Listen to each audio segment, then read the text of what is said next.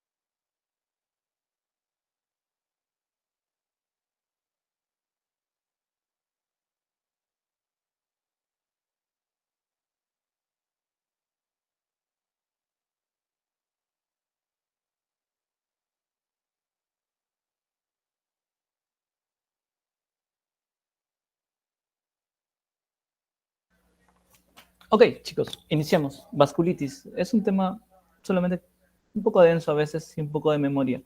Así que comencemos con algunas definiciones. Ustedes que han repasado de vasculitis, ¿qué es vasculitis? Vamos.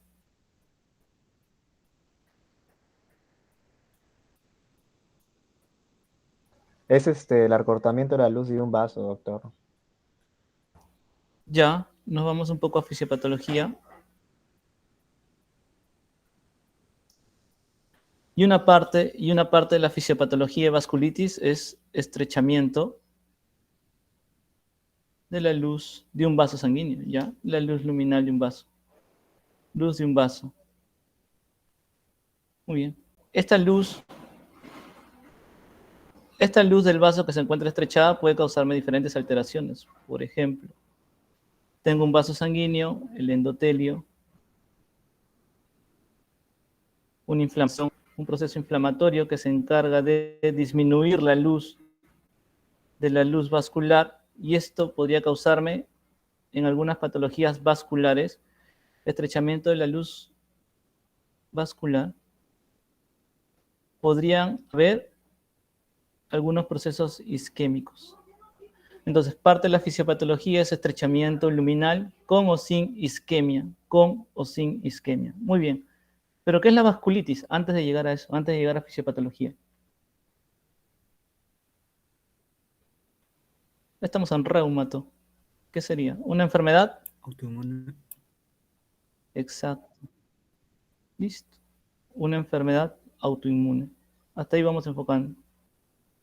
Una enfermedad autoinmune. ¿Qué más? ¿Afecta solo un órgano o afecta a varios? Sistémica. Multisistémica. Muy bien. Multisistémica. Es una enfermedad autoinmune multisistémica. ¿Afecta a qué edades? Edad ya avanzada, ¿no? ¿Solo edades avanzadas? ¿Alguien más?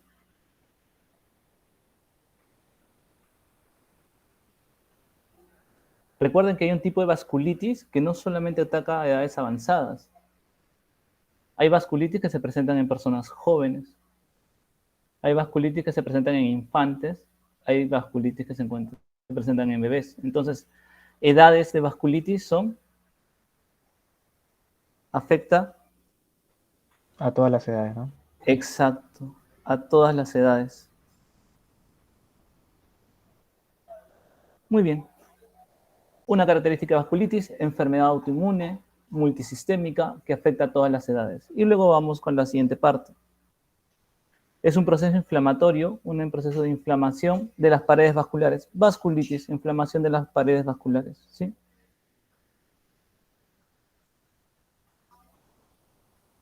De las paredes vasculares.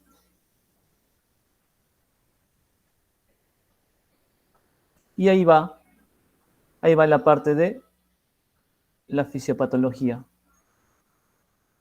Como bien dijo su compañero, comienza la luz luminal, pero solamente hay estrechamiento de la luz luminal. ¿Qué más puede pasar con los vasos sanguíneos? Estos se pueden dilatar. Cuando hay una dilatación de estos vasos sanguíneos se llama...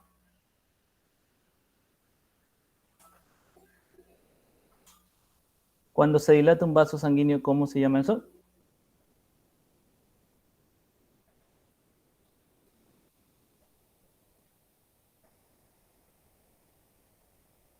¿Alguien recuerda? El vaso sanguíneo se dilata. Viene y se dilata.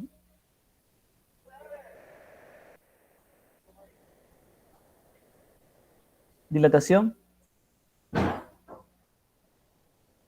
aneurismática. Entonces, puede haber estrechez de los vasos sanguíneos con o sin isquemia, puede haber dilatación aneurismática.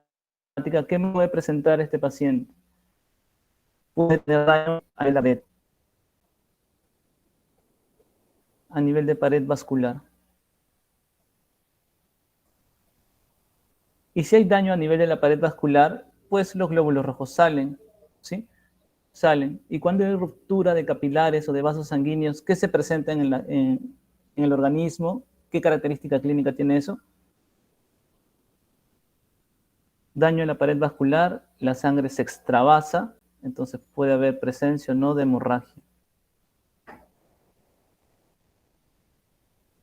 Y a nivel de piel, cuando hay daño de los vasos sanguíneos, ¿cómo se va a presentar eso clínicamente? Púrpura, ya, muy bien. Pero antes de la púrpura, recuerda que las púrpuras son lesiones sobrelevadas grandes. Y antes de eso, ¿qué podríamos encontrar? ¿Hematomas?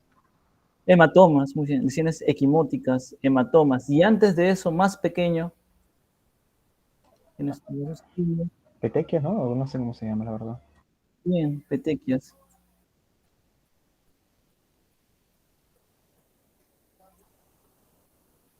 Ok, listo. Petequias, petequias. Entonces, tienes un vaso sanguíneo, el endotelio se lesiona, los glóbulos rojos salen a nivel de piel,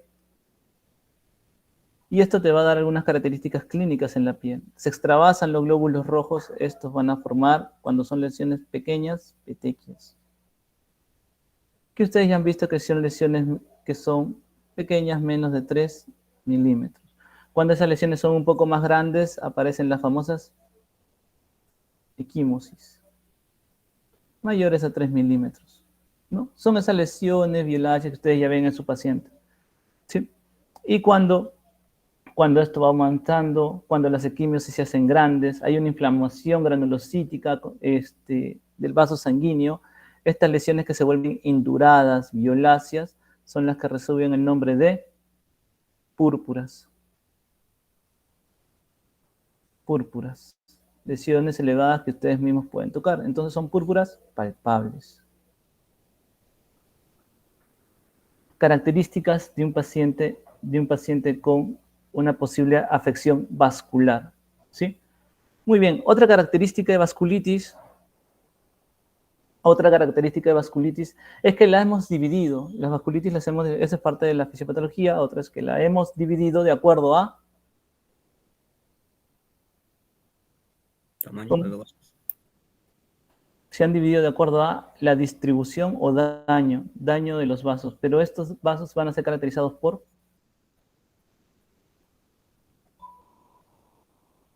división por patologías y distribución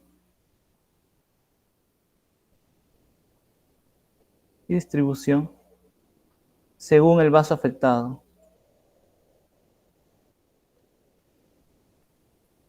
El vaso afectado. Muy bien, chicos. Y estos vasos afectados van a tener una característica, que va a ser el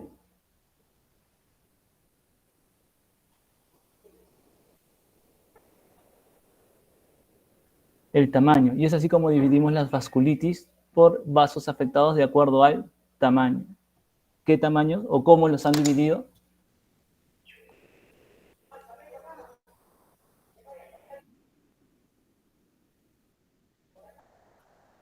Listo, muy bien. Entonces, vasculitis tiene una clasificación de acuerdo al tamaño del vaso afectado. Y estos tamaños de los vasos afectados se van a clasificar de acuerdo a pequeños, medianos y grandes vasos. ¿Sí? ¿Se entiende? Muy bien. Otra característica más, las vasculitis pueden ser primarias.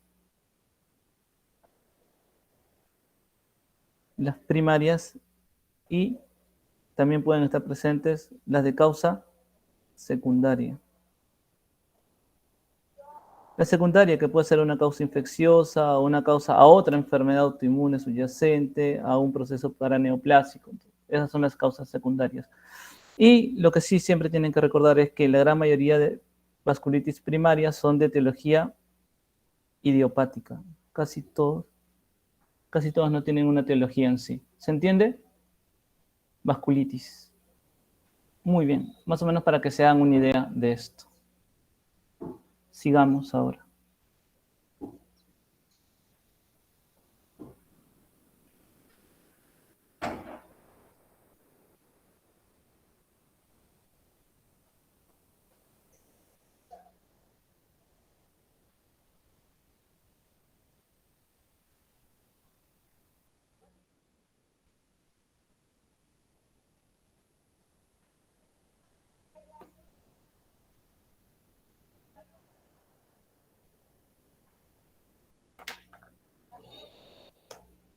Muy bien, chicos, ya, esa fue parte de la introducción, eso iba ahí.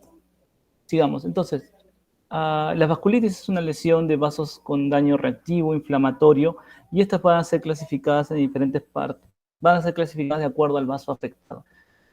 Pueden ver diferentes grados o presentaciones clínicas, puede haber signos de sangrado, hematomas, isquemias, púrpuras, como ya lo hemos visto, y no solamente eso, al haber una oclusión puede haber un grado de isquemia y necrosis del tejido afectado también. Eso también tiene que tenerse en cuenta.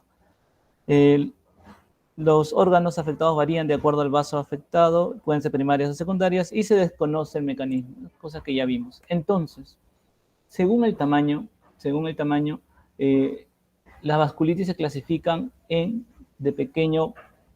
vasculitis de vasos pequeños, vasos medianos y vasos grandes. La clasificación, comenzaremos de la parte de los vasos grandes, atacarían o se clasificarían en dos. La arteritis de células gigantes y la famosa enfermedad o síndrome de Takayasu. La enfermedad de Takayasu. Más adelante vamos a ver características de cada una de estas enfermedades. Dentro de los vasos medianos, la vasculitis por vasos medianos, tenemos la poliarteritis nodosa, que aparece más en adultos, y la enfermedad de Kawasaki, que no vamos a tocar mucho, vamos a nombrar algunas características importantes, puesto que La enfermedad de Kawasaki se da más en neonatos y en niños. Dentro de los vasos pequeños, la clasificación de los vasos pequeños también tiene una subclasificación, por la formación de inmunocomplejos. Dentro de ellos está la vasculitis por inmunoglobulina A, la vasculitis anticuerpos contra la membrana basal del glomérulo, y las vasculitis por crioglobulinas, ¿ya? Y de la otra clasificación son las vasculitis asociados a ANCA, anticuerpos, son vasculitis asociados a anticuerpos contra el citoplasma de los neutrófilos. Y dentro de ellos tenemos la poliarteritis granulomatosa, la poliarteritis granulomatosa eosinofílica y la poliangeitis microscópica. Muy bien, entonces, dentro de todo esto, dentro del enorme mundo de la vasculitis, se creó el consenso de Schappenhill.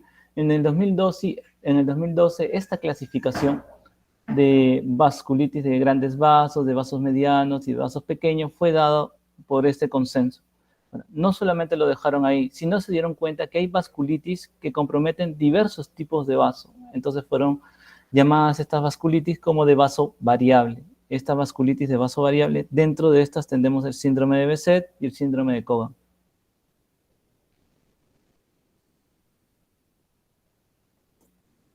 También tenemos otro tipo de vasculitis que afectan un órgano específico. Dentro de ellos tenemos las arteritis cutáneas, la ortitis aislada. Tenemos vasculitis que solamente afectan a nivel renal o a nivel del sistema nervioso central.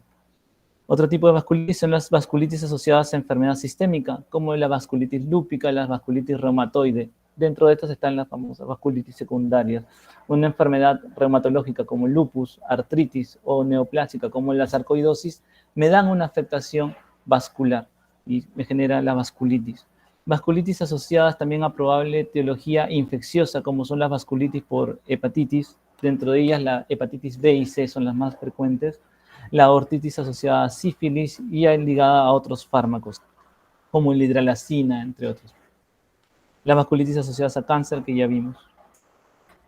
Muy bien, entonces Schappenhill, el consenso de Schappenhill genera o clasifica la vasculitis en vasos medianos, grandes y pequeños. Hasta ahí no hay problema. Vamos a dar algunas características de ellos y aparte también nombraremos algún tipo de vasculitis asociado a otro tipo de patologías.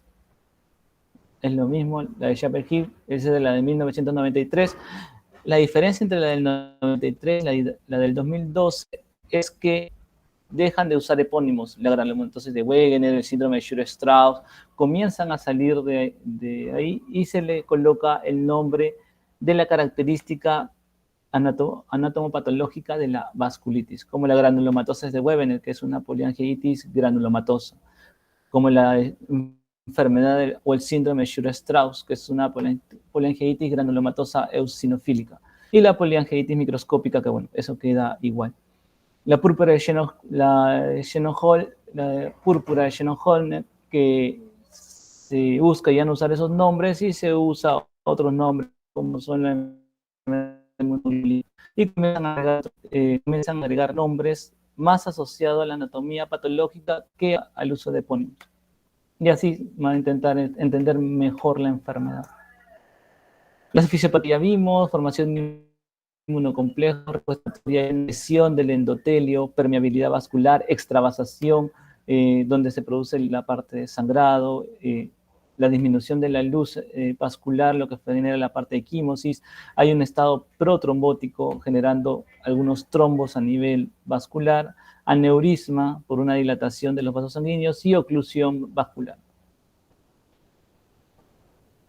Hay diversas formas de afectación vascular. Entonces, cuando vimos la clasificación de pequeños vasos, dentro de todos de pequeños vasos, hay una subclasificación. Esa subclasificación se da en base a aparición de inmunocomplejos, como tenemos acá, Hugenox-Schöllner, la crioglobulinemia y la poliarteritis nodosa. También tenemos anticuerpos contra citoplasma en neutrófilos, los famosas vasculitis ANCA positivo, donde aparecen los ANCA-P y los ANCA-C. Y también tenemos anticuerpos contra endotelio, donde aparecen las enfermedades como Kawasaki, lo que era considerado la enfermedad de Wegener, y la poliarteritis nodosa. Entonces, los ANCA, anticuerpos anticitoplasma de neutrófilo, tenemos dos tipos de ellos, el ANCA-P y el ANCA-C. El ANCA-P o ANCA, anticuerpos contra la membrana perinuclear del neutrófilo, y el ANCA-C, anticuerpos contra el citoplasma del neutrófilo. Estos de acá tienen, en algunas patologías tendrán o serán ANCA-C, y algunos otros tipos de vasculitis serán ANCA-P, como lo vamos a ver más adelante. Entonces, la incidencia de las enfermedades, como tenemos arteritis celular gigante, la arteritis de Takayasu, que son vasculitis de grandes vasos, tenemos la enfermedad de Behçet, que son de vasos variables, la panarteritis nodosa, la enfermedad de Kawasaki, que son de vasos medianos. Takayasu y células gigantes son de vasos grandes, ¿sí? La enfermedad de Kawasaki son de vasos medianos, la púrpura de Genock-Schönlein, la granulomatosis, las púrpuras granulomatosas también son de vasos pequeños, y algunas características de ello. De este cuadro, lo más importante, o algunas cosas saltantes que deben recordar. Dentro de las vasculitis de vasos grandes, arteritis de Takayasu se dan más en personas jóvenes, edades menos de 40 años, y es mucho más frecuente en mujeres casi de 9-1. Y Takayasu, por el mismo nombre es más frecuente en personas de raza asiática. Las arteritis celular gigante es más frecuente en pacientes de edad más avanzada, mayores de 50 años, en promedio aparece alrededor de los 70.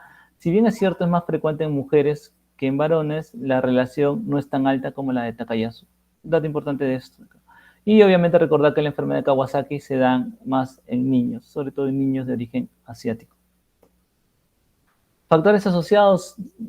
Al ser la vasculitis una enfermedad idiopática, no hay un factor en sí asociado. Esta es la causa de vasculitis, pero algunos lo han asociado a una infección, a una colonización de algunos gérmenes, sobre todo al Staphylococcus aureus a nivel de fosas nasales. Se han encontrado que algunos pacientes que hacen vasculitis, sobre todo de vasos pequeños, van en relación a una colonización o infección por Staphylococcus aureus a nivel nasal. Entonces, dentro de los cuadros de vasculitis ANCA positivo, tenemos la vasculitis de vasos pequeños, y dentro de ellos tenemos la poliangeitis granulomatosa, la poliangeitis granulomatosa eosinofílica y la poliangeitis microscópica.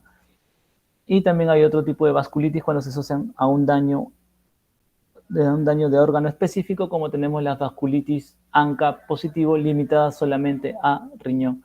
Este tipo de vasculitis que solamente está localizado o enfocado en un solo órgano es más asociado a un ANCA-MPO, que es un ANCA perinuclear. Anticuerpos citoplasmáticos del neutrófilo contra la mieloperoxidasa, MPO, mieloperoxidasa. Muy bien, y algunas causas de patologías que te pueden dar ANCA positivo. Algunas otras enfermedades reumatológicas que te pueden dar ANCA positivo son el lupus eritematoso, la endocarditis, la enfermedad inflamatoria intersticial, la colangitis esclerosante primaria, que algunas veces pueden salirte un pequeño porcentaje de ANCA positivo, o si bien es cierto, te pueden salir un ANCA positivo con alguna característica o patrón atípico. ¿Ya? El lupus, sobre todo en la cabeza, el lupus y la endocarditis, que es una enfermedad infecciosa, te pueden dar presencia de ANCA positivo. También hay ANCA positivo o vasculitis ANCA positivo inducido por drogas. Dentro de ellas, algunas como el metimazol, como antitiroideos como el metimazol, la fenitoína como anticonvulsivante, el allopurinol que se usa en pacientes con gota, te pueden dar enfermedades vasculares, una vasculitis asociada a ANCA positivo. Hidralazina, que es la más frecuente. Entonces, hay patologías, hay vasculitis que te pueden salir ANCA positivo, y estas secundarias al uso de drogas. Entonces, dentro de Sheppard Hill, al momento de hacer la división, dejaron algunas características de esta patología. Lo más resaltante dentro de estas, en la arteritis de Takayasu, por ejemplo, tenemos que se da en pacientes no tan jóvenes, menores de 50 años, más predominio en mujeres que en varones, 9-1. En la arteritis de células gigantes, en la arteritis de células gigantes se da más en personas mayores de 50 años, más frecuente en adultos mayores, rango de los 70 para arriba, y también es más frecuente de mujeres en varones, pero la relación no es tan marcada como en la arteritis de Takayasu.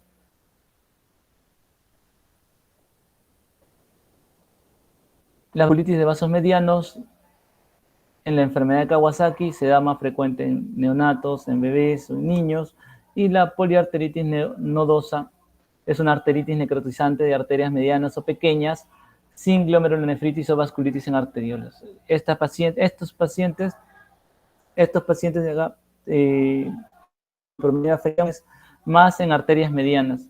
Hay que recordar una cosa, el hecho que yo diga vasculitis de vasos medianos o vasculitis de vasos pequeños no quiere decir que mi vasculitis de vasos medianos no me afecta en los vasos pequeños, sí me los afecta, pero en muy poca proporción.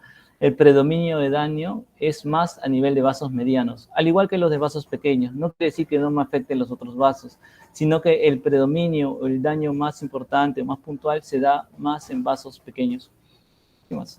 Las vasculitis asociadas a la vasculitis de vasos pequeños, tenemos las vasculitis ANCA y tenemos las vasculitis asociadas a inmunocomplejos, cada una con una característica diferente. Y ya lo vamos a ver.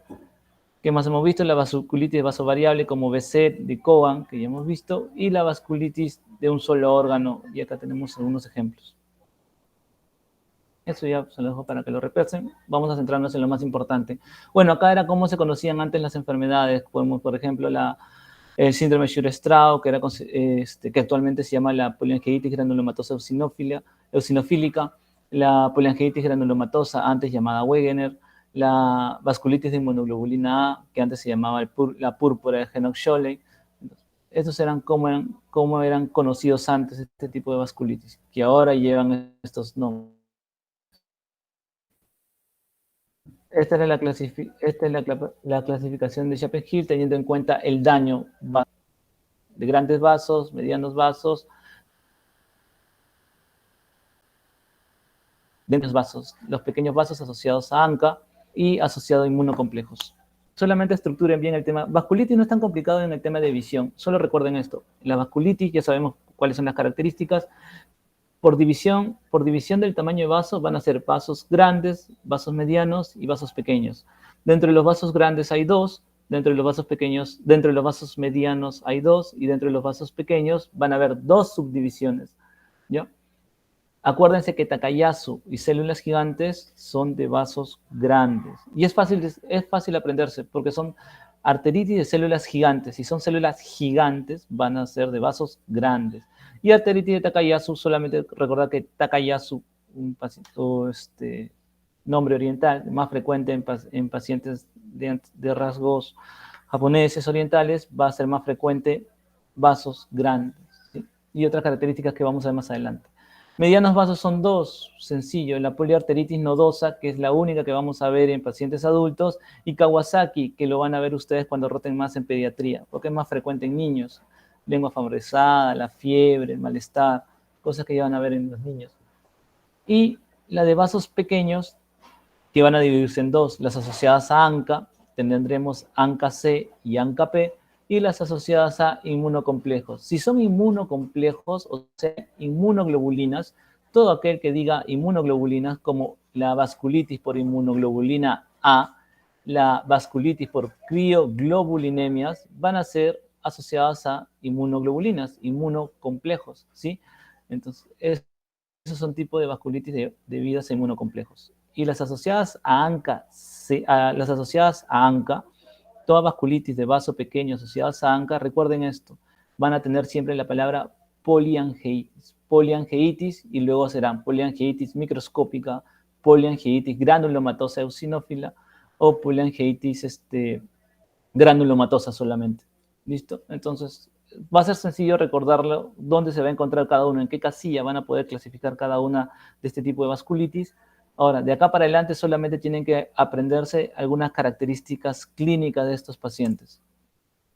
Bueno, lo mismo la clasificación, y acá está el ANCA-C, que es anticuerpos contra el citoplasma de los neutrófilos, como pueden ver acá en la inmunofluorescencia, acá pinta sobre todo la parte de la citoplasma del neutrófilo, dejando dejando sin tinción los núcleos. Los núcleos no se pintan, solamente el citoplasma del neutrófilo. Y en el ANCA-C, al pintar el citoplasma del neutrófilo, el ANCA-C va relacionado al PR3. Y el ANCA-P, que es el perinuclear, lo que se han dado cuenta que acá a nivel perinuclear, por eso al ser perinuclear se pinta el núcleo, el citoplasma de estos neutrófilos casi no se ve, pero el núcleo está resaltado. Es porque la inmunofluorescencia te marca los bordes perinucleares del neutrófilo. Y aquí se encuentra la mieloperoxidasa. El ANCA-P va relacionado a la mieloperoxidasa.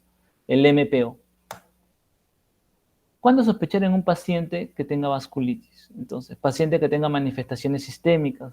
Recuerden, si un paciente viene con una insuficiencia respiratoria, a eso se le va agregando una injuria renal, a eso se le va agregando lesiones, petequias, hematomas o lesiones en piel, y a eso puede agregarse también, por ejemplo, un trastorno neurológico. O sea, si va agregando varios órganos, entonces pensar no solamente en una enfermedad que comprometa solamente el pulmón, hay que pensar en enfermedades que comprometan varios órganos a la vez. Dentro de ellos, las enfermedades como vasculitis están como disquisición diagnóstica. Pacientes que tengan escleritis, neuropatías agudas, pacientes que presenten hemoptisis o epíxtasis no explicadas por alguna otra causa, no explicadas por causas traumáticas, alguna lesión a nivel del tabique nasal, fragilidad capilar, trastorno de coagulación. Si no son explicadas por alguna causa, entonces hay que pensar en estos pacientes de vasculitis. Si un paciente viene con hemoptisis a un centro de salud, fiebre por las noches, lo primero que vamos a pensar, no vasculitis, lo primero que pensaremos es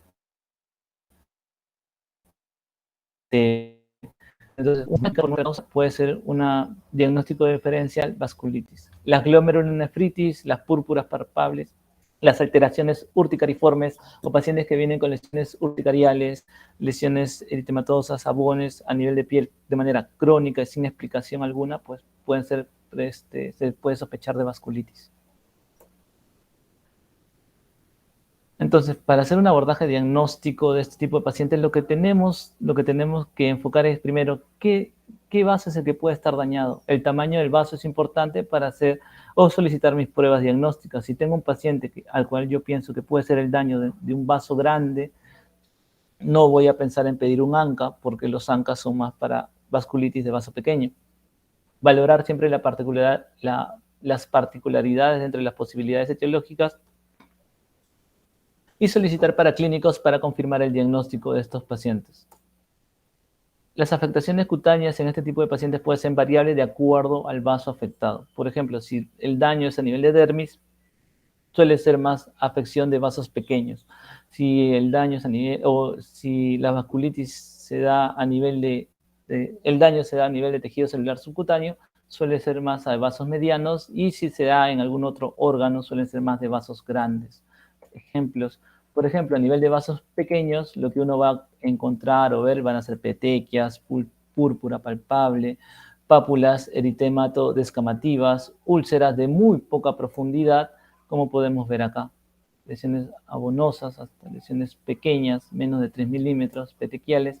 Y dentro de las enfermedades de mediano vaso tenemos el lívido reticulares, nódulos subcutáneos o úlceras en sacabocado, como podemos ver acá. Lesiones ulcerosas y el lívido reticulares. No quiere decir que en pequeños vasos no se presente el lívido, podría estar presente, pero es frecuente en pacientes con afectación de vasos pequeños. Y en los grandes vasos es raro ver lesiones, a nivel de piel, pero estas pueden ocurrir, cuando ocurren siempre se van a manifestar de acuerdo a la arteria afectada, ¿no?, que recorre esa lesión de piel. Como pueden ser a nivel de miembros inferiores, se lesiona un gran vaso de miembros inferiores y obviamente si está lesionado el gran vaso no hay irrigación, y esto que presenta zonas violáceas de equimosis o áreas de necrosis ya, porque no está irrigado ese miembro inferior.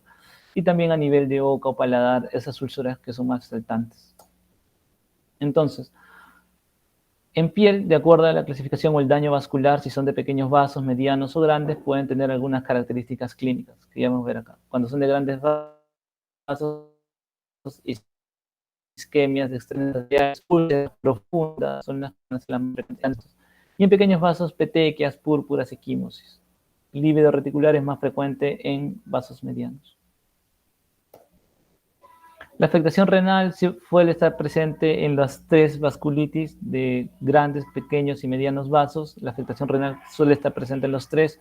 En el vaso pequeño, el sedimento hematuria es una de las características o una de las presencias más frecuentes. Hematuria, lesión glomerular, síndrome nefrótico, síndrome nefrítico suelen estar presentes en este tipo de pacientes. Las de vaso mediano, hipertensión arterial, renovascular, la falla renal prerrenal y la de gran vaso, la falla renal prerrenal porque hay una obstrucción, una mala irrigación de la arteria renal hacia el riñón. La falla prerrenal es más frecuente en los de grandes vasos. En la de pequeños vasos, nefrótico y nefrítico tienden a estar presentes ahí. Lo importante es que hablan de afectación renal. Dentro de la afectación pulmonar deben recordar que no todas las vasculitis causan afección al pulmón. Las de pequeños vasos y las de grandes vasos son las más salgantes. Las de pequeños vasos y grandes vasos sí hay afectación pulmonar, ¿ya? Dentro de ellas, las de pequeños vasos tiende a ser la más frecuente, las de grandes vasos en menos frecuencia y las de medianos vasos no hay. Es raro, no hay afectación pulmonar en medianos vasos.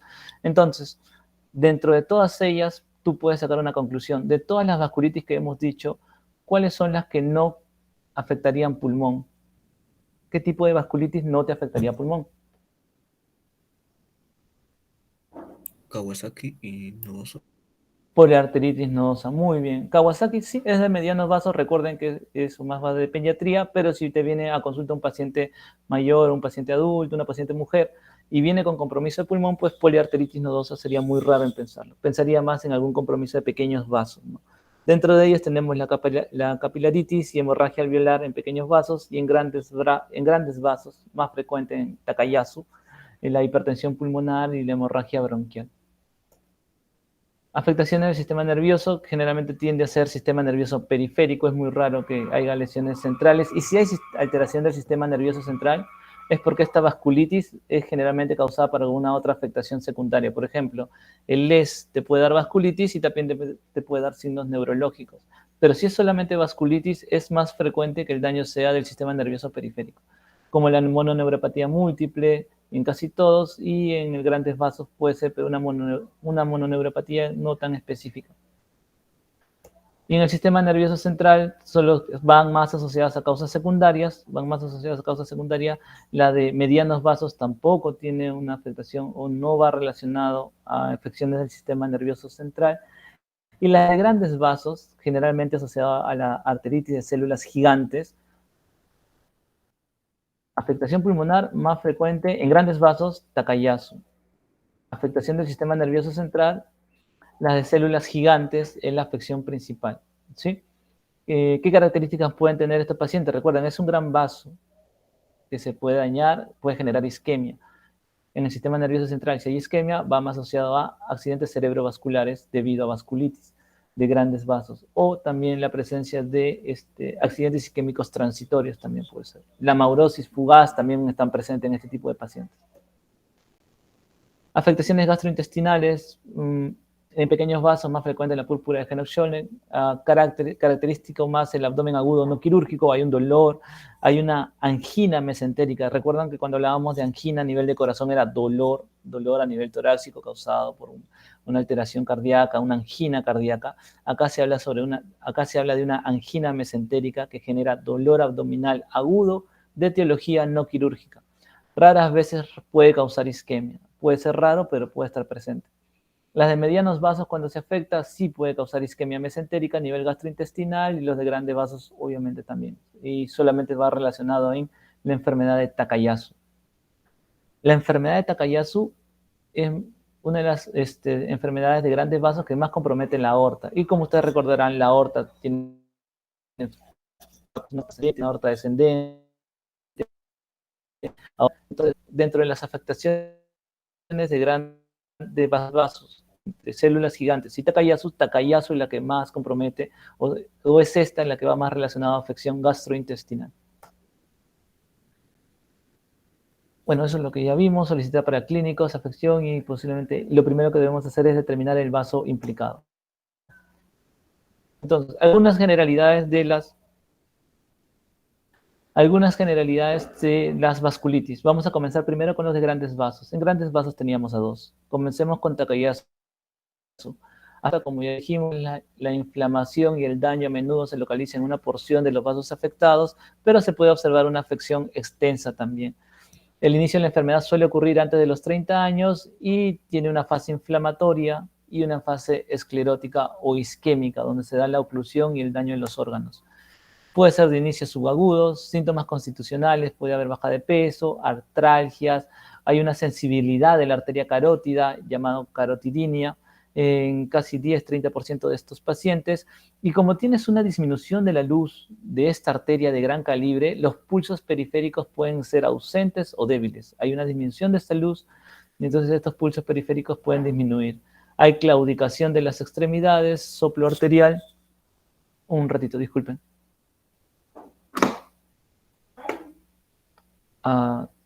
Dígame otra.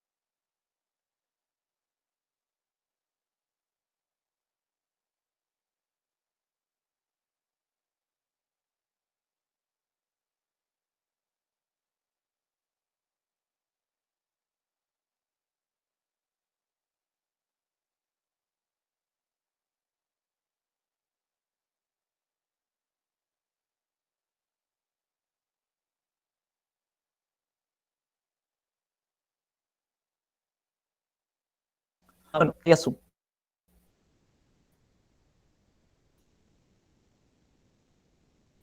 Hay una diferencia entre los dos brazos, puede haber una presión uno de ellos y la presión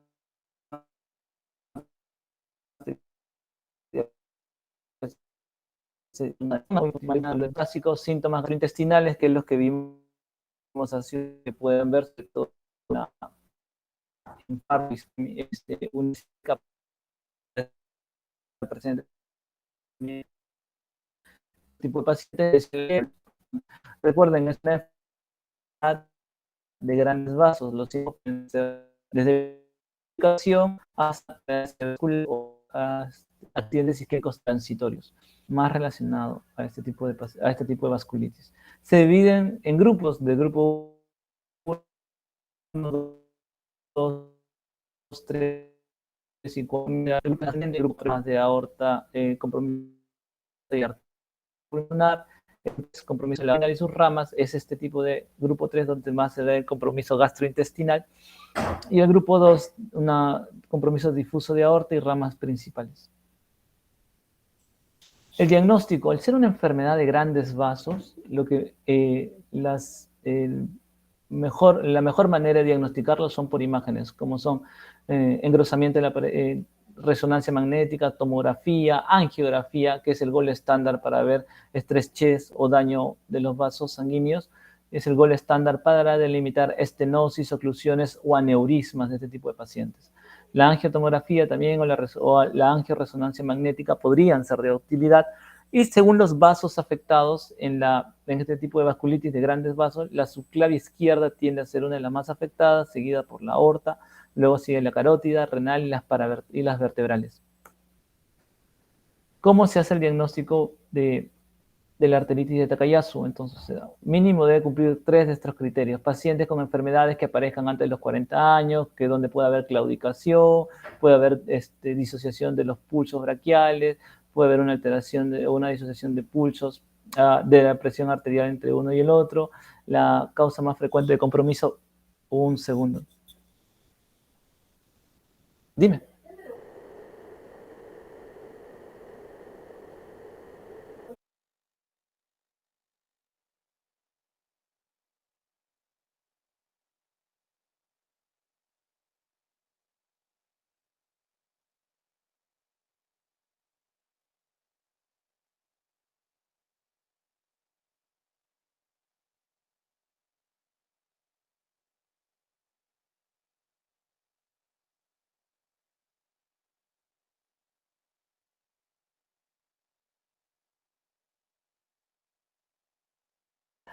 Lo siento.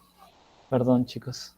Ya, mínimo debe cumplir 3 criterios de estos para poder ser diagnosticado el paciente como una arteritis de Takayasu, ¿sí? Fácil.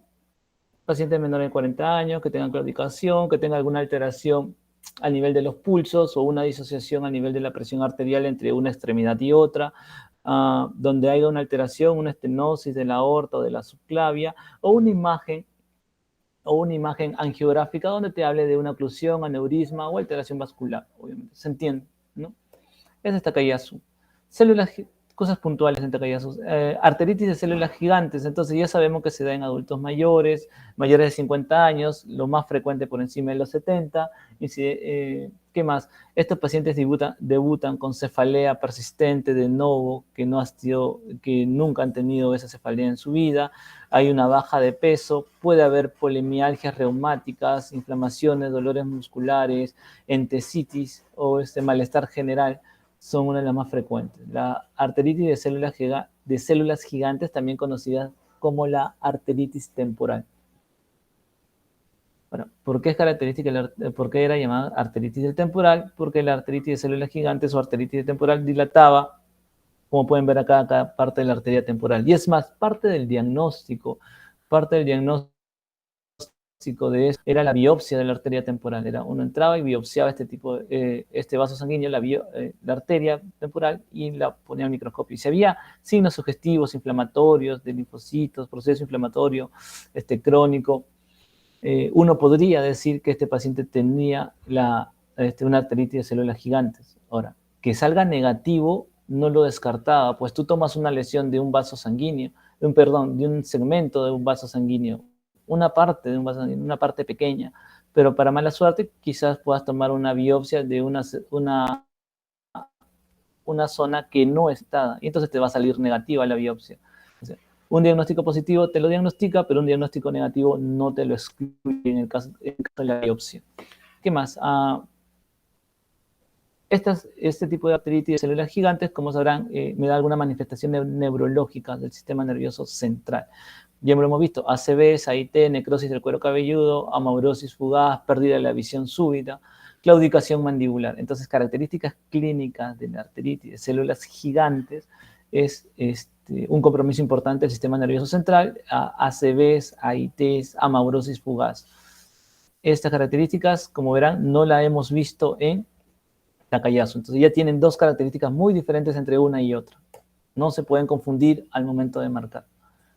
Muy bien, diagnóstico de arteritis células gigantes, más o menos muy parecido a esto. Tiene que cumplir mínimo 3 criterios para esto. Pacientes mayores que aparezcan por encima de los 50 años, dolores de cabeza, nuevos dolores de cabeza que no habían estado antes, una anormalidad de la arteria temporal, factores o reactantes inflamatorios como la PCR o la BCG elevados, y una biopsia de la arteria anormal, que podemos ver acá, ¿no? Con presencia de inflamación granulomatosa, infiltrado linfocitario, crónico. Entonces, te hacen 3 criterios de todo esto, te hacen el diagnóstico de la arteritis de células gigantes o la arteritis del temporal. Bueno, era solamente cómo vamos a hacer el diagnóstico de. Como ven acá, una biopsia de la arteria temporal positiva te hace el diagnóstico, negativa no te la excluye. Tienes que seguir buscando. Si todo sale negativo, piensas en otra cosa. Diferencias entre arteritis y células gigantes y tecayazo. Solo recuerden una similitud. En ambas hay una arteritis granulomatosa, hay granulomas en la biopsia. Eso es lo común entre ellas. Muy bien, diferencias son las edades. En arteritis de células gigantes, más frecuente en mayores, en promedio en 72 años. En la de Takayasu, recuerden, una mujer asiática joven hace más frecuente arteritis de Takayasu. Más en un paciente puede ser varón, adulto mayor, anciano, puede ser más una arteritis de células gigantes o una arteritis de temporal. Y bueno, las demás clasificaciones, el resto de diferencias que pueden ver ahí. Pero creo que con esas dos cosas saltantes se pueden acordar cuál es cuál. Entonces, dentro de la vasculitis de medianos vasos teníamos dos: poliarteritis nodosa, que ya habíamos visto, y la enfermedad de Kawasaki. Dentro de la poliarteritis nodosa, pacientes entre los 40 y 60 años principalmente, y en este caso predomina más en hombres que en mujeres. Si bien es cierto, la poliarteritis nodosa, como la mayoría de estas vasculitis son idiopáticas, algunas van muy relacionadas a hepatitis. Dentro de estas, dentro del rango o dentro del rubro de todas las hepatitis, la hepatitis C y la hepatitis B van más relacionadas a poliarteritis nodosa. Tiene manifestaciones clínicas múltiples, como son baja de peso, artralgias, afectación cutánea con la presencia de púrpuras, afección renal, la más común, y cardiovascular. Mononeuropatía múltiple también puede estar presente acá. En ninguna de estas características está el compromiso respiratorio. El diagnóstico, al ser una vasculitis, al ser una lesión de vaso mediano, puede ser detectado mediante angiografía contrastada. Es el estudio de elección, la angiografía, con una sensibilidad del 89% y especificidad del 90%. ¿Qué vamos a ver en la angiografía? Vamos a ver, creo que lo tengo por acá. No lo tengo por acá. Vamos a ver lesiones aneurismáticas de pequeños vasos, ectasias, lesiones focales oclusivas. Esas son algunas de las patologías que podemos ver ahí. O sea, dilatación de los vasos sanguíneos, lesiones aneurismáticas pueden estar presentes en este tipo de pacientes. Tomografía y resonancia magnética son las opciones menos invasivas para llegar al diagnóstico de estos pacientes, y bueno, si es posible, una biopsia también podría ser, histología con necrosis fibrinoide. La afectación en este tipo de pacientes, por ejemplo, a nivel renal, vamos a ver un compromiso de la arteria renal, vamos a ver aneurisma, infartos renales o la presencia de una injuria renal aguda. A nivel de piel,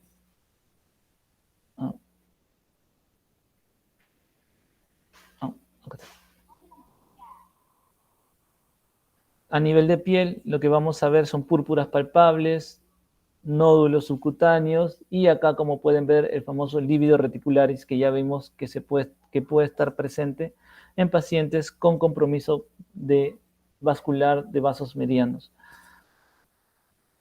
A nivel gastrointestinal, la mala irrigación del mesenterio me va a generar isquemia mesentérica a nivel gastrointestinal, generando infartos. Puede llegar a generar infarto a nivel del mesenterio. A nivel neurológico, la mononeuritis múltiple, recuerden, son vasos medianos. Estos no me van a dar mucha afectación a nivel del sistema nervioso central, pero sí a nivel del sistema nervioso periférico. Entonces, dentro de la clasificación, los vasos medianos me da compromiso del sistema nervioso periférico, como es la mononeuritis múltiple. Muy bien, gastrointestinal, neurológico, renal ya está, y piel. Clasificación, o cómo podemos hacer el diagnóstico de la poliarteritis nodosa. Lo mismo, que cumplan criterios para este tipo de enfermedad, como son pérdida de peso mayor de 4 kilos, no relacionada, no filiada a dieta o sin querer, o que sean sin querer, la presencia de lívido reticularis también, mialgias, la mononeuropatía o polineuropatía múltiple, la presión diastólica mayor a 90, o sea, la mínima debe ser mayor a 90, alteraciones nitrogenadas, de elevación de urea o creatinina a nivel en sangre, quiere decir que ya hay un compromiso renal, la presencia de un cuadro infeccioso como la hepatitis B o C, lo más frecuente es la hepatitis B, una arteriografía normal y una biopsia. Una biopsia que te hable de infiltrado de polimorfos, de células polimorfonucleares a nivel del vaso sanguíneo. Características que debe cumplir por lo menos para el diagnóstico. Kawasaki. Breve en Kawasaki es una afectación más frecuente en la población pediátrica. Algunas características clínicas de este tipo de pacientes, famoso crash burn, conjuntivitis, rash, adenopatía, la lengua aframbuesada, fiebre mayor a de 5 días y ese eritema o cambios a nivel que se da de palmas y plantas. Kawasaki. No lo vemos nosotros no lo vemos mucho en piso porque es más enfermedad, es una enfermedad una vasculitis que se da en edad pediátrica. Eso lo van a ver en pediatría. Entonces, dentro de los vasculitis de vaso pequeño, teníamos a las asociadas a ANCA, que son las ANCA-P y ANCA-C, y las no asociadas a ANCA, que son las famosas vasculitis por inmunocomplejos. Dentro de las asociadas a ANCA teníamos la poliangiitis granulomatosa, la poliangiitis granulomatosa eosinofílica y la poliangiitis microscópica. Y las de no ANCA, que son las que tenemos acá. Algunas características clínicas de estos pacientes, la poliangiitis granulomatosa o llamada anteriormente Wegener era asociada a ANCA-C. Acuérdense, de entre todas las vasculitis de vasos pequeños asociados a ANCA, Wegener es el único que se asocia a C. La poliangiitis granulomatosa va más asociado a ANCA-C. ¿Qué más? Va más asociado a portadores nasales de Staphylococcus aureus. Otra característica, es un ANCA-C asociado a Staphylococcus aureus. Compromiso del tracto respiratorio es el síntoma inicial. Compromiso del tracto respiratorio superior en este tipo de pacientes es lo más característico. ¿Por qué? Porque dentro de la poliangiitis granulomatosa tenemos la famosa ONG, el compromiso de oído, nariz y garganta.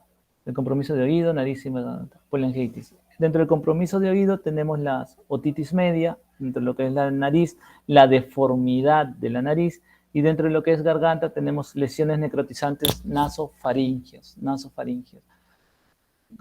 Poliangiitis granulomatosa, ONG, oído, nariz y garganta. ¿Sí? Es muy raro que comprometa tracto respiratorio inferior. Lo más frecuente en granulomatosis con poliangiitis granulomatosa es el tracto respiratorio superior. Es lo más frecuente. ¿Ya? Asociados a ANCA, asociados a portadores nasales de Staphylococcus aureus, y otra de las características es el traumatismo, la deformidad del tabique nasal. Es una de las vasculitis que te genera una destrucción del tabique nasal.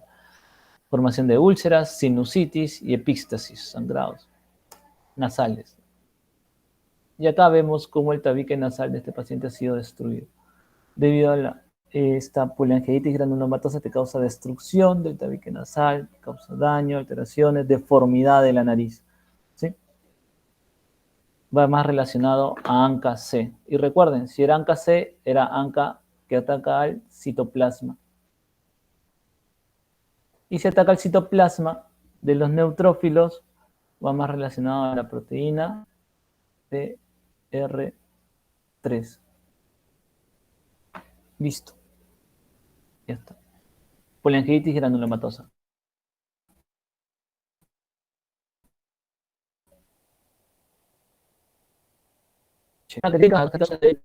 Tener un sedimento a nivel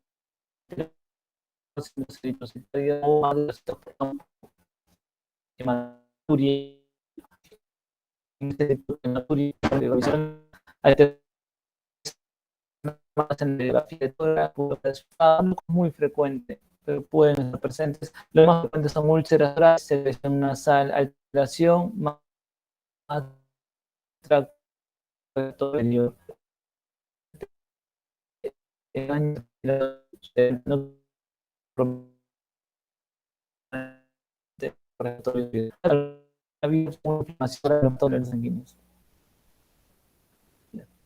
Dos o más criterios hacen el diagnóstico: sensibilidad del 88% y especificidad del 92%. La biopsia tiene que ser definitiva en los casos.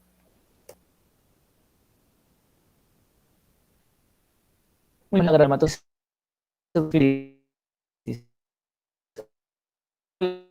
posteriormente crónica de la vida, y Wegener o la era asociada a esta acá es asociada a granulomatía. Su es poliangiitis reumatosa eufímica. Entonces, lo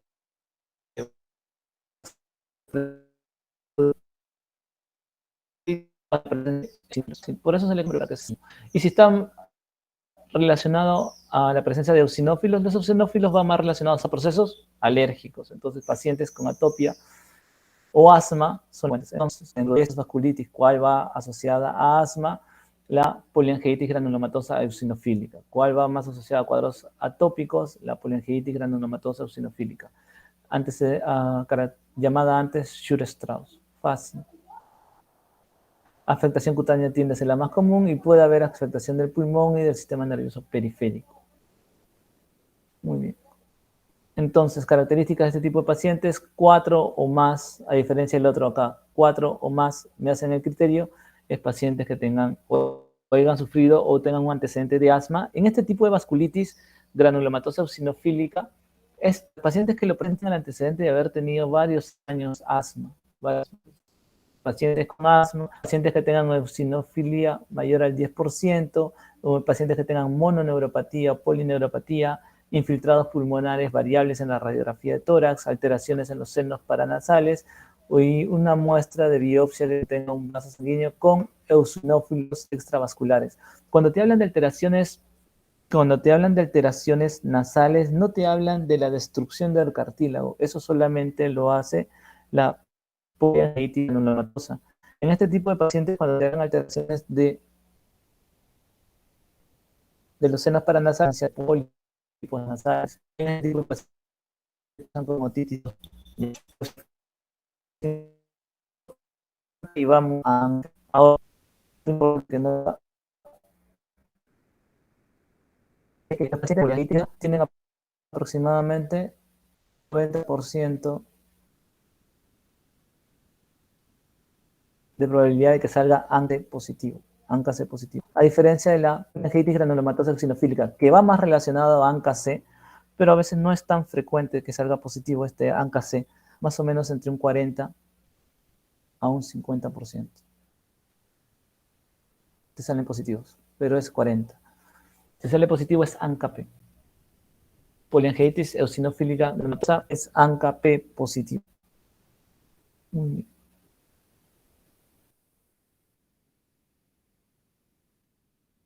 Luego nos sigue, es muy similar a la poliangiomatosa. La gran diferencia es, si ya saben que ahora poliangiomatosa esta llama poliangiitis microscópica es porque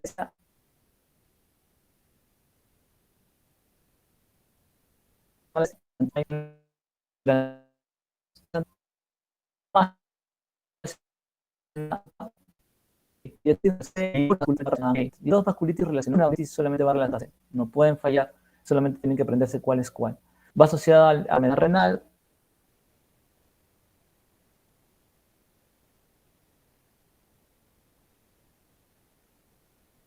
riñón, en caso de riñón, la glomerulonefritis rápidamente progresiva. Es una vasculitis que compromete al 100% la afectación renal. Afectación cutánea con púrpura palpable y afectaciones gastrointestinales también pueden estar presentes. Poco compromiso nervioso.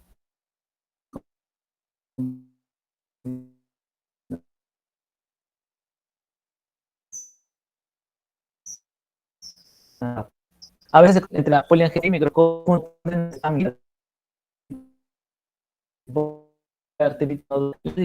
el compromiso y el otro media un momento.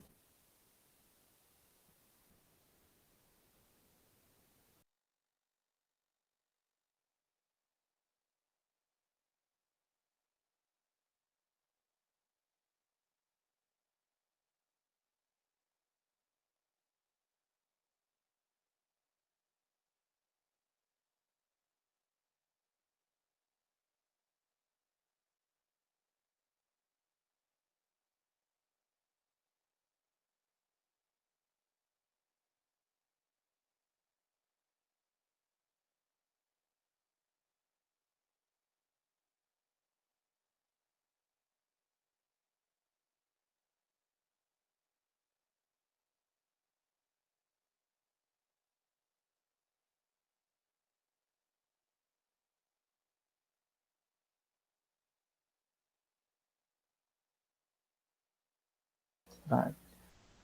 Listo, chicos, lo siento, perdón. Entonces, diferencias entre nodosa y microscópica es eso. La microscópica no es granulomatosa, afecta al 100% a compromiso respiratorio alveolar, y ustedes recuerden, esto es pulmón, y las vasculitis de vaso mediano no tienen compromiso pulmonar, característica importante, ¿ya?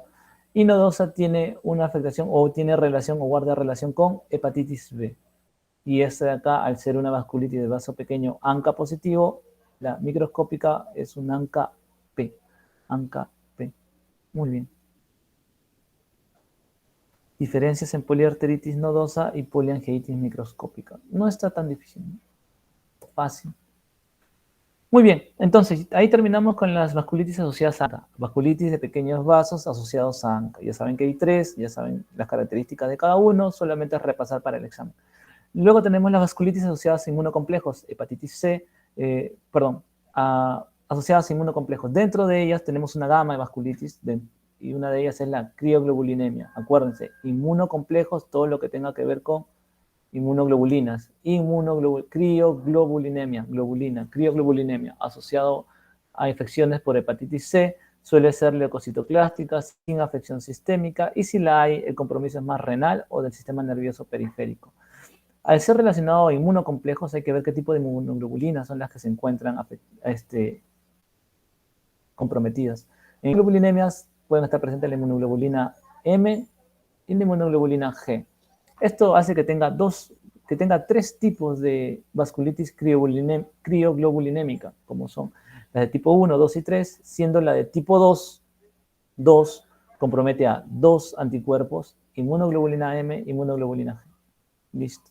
¿Qué otras enfermedades, aparte de la hepatitis C, me puede dar vasculitis por la enfermedad reumatoide, otro tipo de infecciones como VIH, virus de hepatitis C, puede darme mediadas por inmunoglobulina en las jóvenes, principalmente vasculitis pediátrica, muy parecida a la de Casari, suele ser una púrpura palpable, arteritis y dolor abdominal. Abdomen agudo no quirúrgico es una de las características que también pueden estar presentes, y hemorragias masivas a nivel del tracto gastrointestinal también. Para el diagnóstico de este tipo de pacientes, púrpuras palpables deben estar, 2 o más de esto, edad menor de 20 años, angina intestinal, biopsia positiva con infiltrado vascular granulocítico, y suelen autolimitarse nada más. No tienden a ser sistémicas, suelen autolimitarse. Otro tipo de vasculitis tenemos la vasculitis urticarial, donde se evidencian disminución del complemento, hipocomplementemia leucitoclástica, suele ser idiopática este tipo de vasculitis. Las vasculitis que dañan la membrana basal del glomérulo, donde se ve afección del colágeno tipo 4, y es aquí donde se da el famoso síndrome pulmón-riñón, vasculitis que compromete el pulmón y el riñón, generando hemorragia alveolar, la parte del pulmón, hemorragia alveolar, y la parte del riñón, una glomerulonefritis rápidamente progresiva. De vaso variable tenemos la enfermedad de Behçet, que ya vimos, adolescentes, úlceras orales y genitales, uveitis, vasculitis, con afectación gastrointestinal, como pueden ser infartos mesentéricos o angina mesentéricas. Pueden haber trombosis en este tipo de pacientes. Y el famoso síndrome de patergia, ¿no? Lesiones o compromiso, contusiones a nivel de la piel, donde generan vesículas inmediatamente, o flictemas. La vasculitis o enfermedad de Cogan, disfunción vestibular y queratitis intersticial, características de esta enfermedad. Algunas vasculitis que tienen lesión órgano específico, tenemos la vasculitis del sistema nervioso central, generando cefaleas crónicas, ACVs a repetición, son aquellas vasculitis que solo te dañan el sistema nervioso central, y las que dañan a nivel renal solamente suelen ser asociadas a ANCA. Por eso en las divisiones de ANCA vimos 3 que ya hemos hablado, y había una donde decía vasculitis ANCA positivo asociado solo a compromiso de riñón. Esas son las vasculitis órgano específicas. Las afectaciones cutáneas, bueno, lesiones leucocitoclásticas, afectación de la dermis, ausencia de irrupción dermoepidérmica, linfocitos y polvillo nuclear a nivel de la biopsia.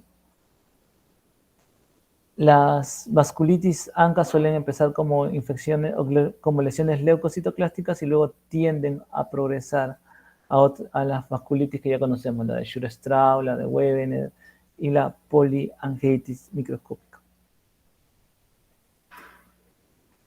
Las infecciones por inmunocomplejos, que ya vimos, la de Henoch-Schönlein y las crioglobulinemias, te pueden dar estas características en piel. Lesiones leucocitoclásticas en ambas, sobre todo la de Henoch-Schönlein en niños asociados a lesiones purpúricas en miembros inferiores. Recuerden que esta es la inmunoglobulina A. Y en las crioglobulinémicas pueden llegar a generar ulceraciones cutáneas. Pueden llegar a generarlas. Muy bien, entonces, ¿cómo haces el abordaje? Si tú piensas que tus lesiones están en vasos grandes, medianos o pequeños, cuando son en vasos grandes o medianos, vimos que lo que más nos sirve son las imágenes. Tomografía, angioresonancia, son las más útiles en este tipo de patologías. Y en los de vaso mediano, que van más relacionados a virus de hepatitis B y también a hepatitis C, pues entonces dosar o estudio de hepatitis, ¿no? Si creo que son de vasos pequeños, pues tengo que hacer mi estudio de ANCA para ver si es ANCA P, ANCA C, estudio de crioglobulinas, ANA para pensar en algún tipo de otra enfermedad reumatológica, lesa, la cabeza, dosaje de complemento, también el estudio viral y hemograma, y también los reactantes inflamatorios. Lo mismo, más o menos lo mismo que hemos visto hace un momento. ¿Es por inmunocomplejo? No lo es, entonces me he hecho a buscar los relacionados a ANCA. Pienso que es por inmunocomplejos, sí lo es, entonces comienzo a buscar otro tipo de marcadores, crioglobulinas, inmunoglobulina, anticuerpos contra la membrana basal del glomérulo. Entonces comienzo a buscar este tipo de patologías, si es por inmunocomplejos. Si no lo es, entonces me aboco a buscar los de ANCA.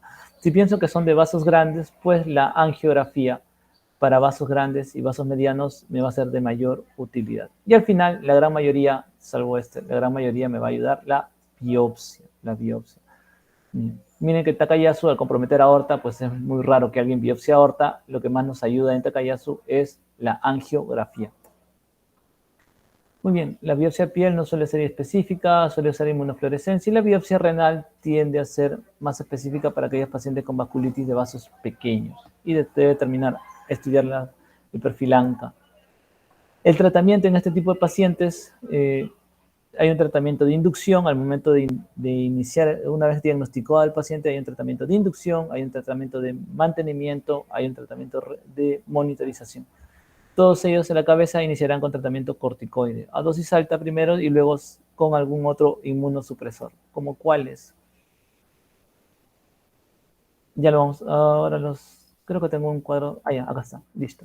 Entonces, siempre el tratamiento de inducción y remisión, que es la primera fase del tratamiento, va a ser siempre dependiendo del compromiso del paciente, su estado hemodinámico, qué tan agresivos debemos ser.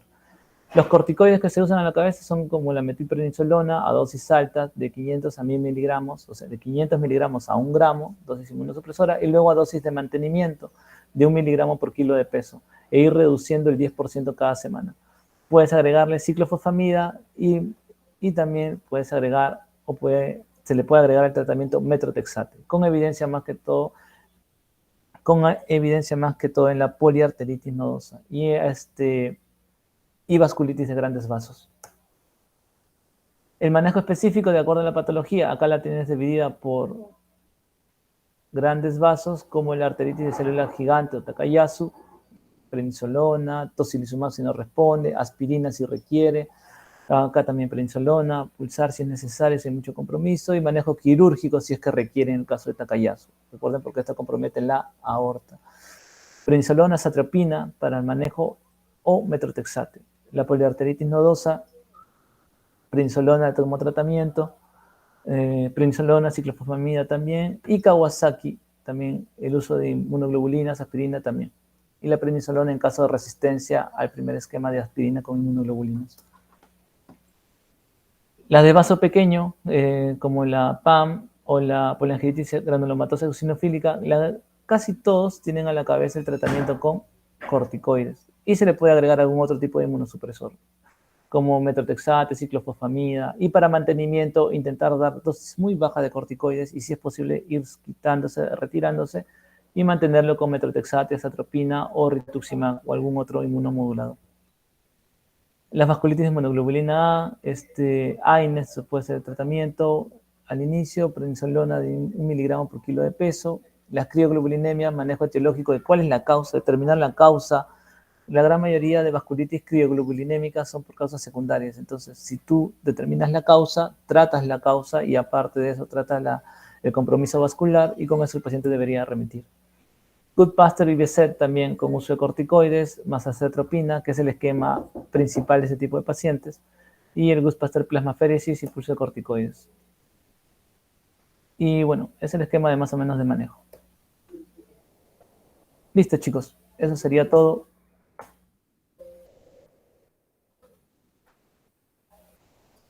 Eso sería todo el manejo de vasculitis. Espero que se haya entendido.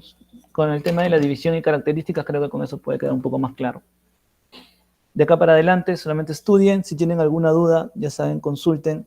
Y bueno, éxitos en su examen. Cuídense un montón y nos vemos en el examen. Disfruten su domingo. Hasta luego. Doctor, hasta luego. Gracias, doctor. Hasta luego. Hola, doctor, gracias.